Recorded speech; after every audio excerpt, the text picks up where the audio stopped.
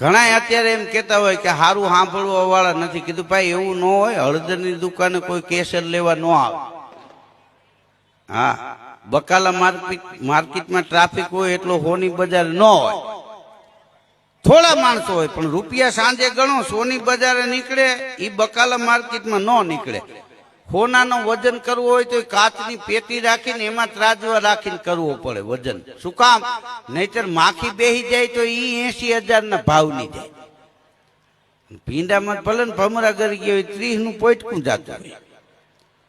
હા, વજન કાંટો તમે જો વજન બતાવે, ગુણવત્તા ન બતાવે. આ જોખો એટલે 30 કિલો થયા એ બતાવે, હળેલા છે ન બતાવે. હા, નકલી માલ ખરીદવા માટે રૂપિયા તો અસલી જ આપવા પડે. એ નકલી નો હાલ કે નકલી ઘી લેવું છે તો હાલ્યો, નકલી રૂપિયા નહીં.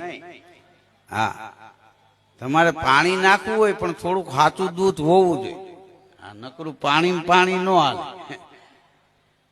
કાંઈક આપણું હોવું જોઈએ. હા, હોનું પિત્તળ ને હાચવે ભેળો વધારે ભાવ, એમ સજન મળે સંસારમાં કોક કોક કનું રાવ.